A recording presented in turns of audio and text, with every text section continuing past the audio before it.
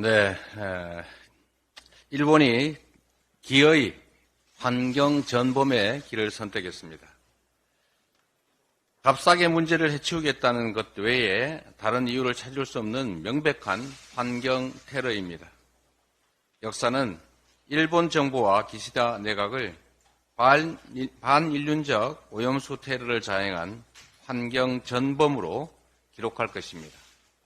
지금이라도 방류를 중단하기 바랍니다. 윤석열 정권은 일본의 환경 범죄를 방조한 공동 정범으로 기록될 것입니다.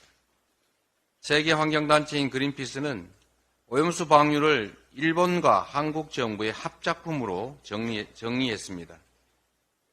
BBC, CNN, 뉴욕타임즈 같은 외신들도 한국 정부가 오염수 방류를 지지했다라고 보도했습니다. 지금도 중단할 수 있습니다. 우리 어민과 국민들께 씻을 수 없는 피해를 입힌 책임을 조금이라도 만회하려면 정부는 일본에 즉시 구상권 청구를 표명해야 합니다. 아울러 주권자인 국민을 대리한 대한민국 대통령이라면 침묵을 멈추고 피해 배상 책임만이라도 분명히 밝혀야 할 것입니다.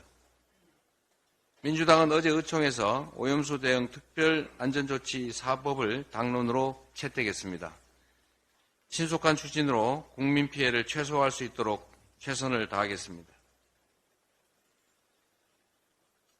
한덕수 국무총리가 의경 제도입을 도입한다고 하더니 이제는 말을 살짝 바꿔서 필요시에 검토하겠다라고 합니다.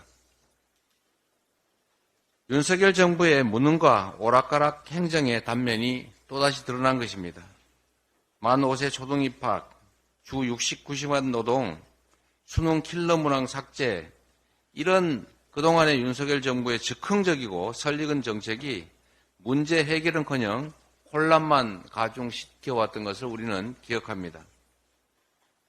최근에 무차별적으로 발생하고 있는 흉악범죄로 국민 불안이 최고조에 달했는데 이런 심각성에도 불구하고 근본적 대책이나 실효적 대책이 아니라 오락가락 땜질 처방으로 일관하고 있다니 참으로 한심합니다.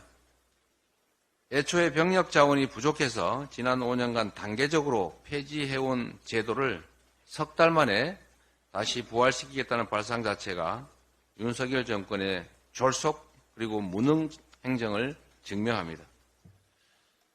육군은 3년 후에 인구 감소에 따라 2개 군단과 2개 사단을 해체할 것이라고 하는데 가뜩이나 입대 자원이 부족한 상황에서 대체 군병력을 어떻게 해결하겠다는 것입니까? 더욱 이해할 수 없는 것은 직업경찰도 아닌 의경들에게 범죄, 테러, 재난 대응을 맡기겠다는 그런 발상입니다. 대책 없이 대민 업무에 투입돼 유명을 달리한 최상병 사건이 아직도 진행 중인데 윤석열 정부는 더 이상 조변석회하면서 청년을 수단화하는 아니면 말고식 정책 중단해야 할 것입니다. 이상입니다.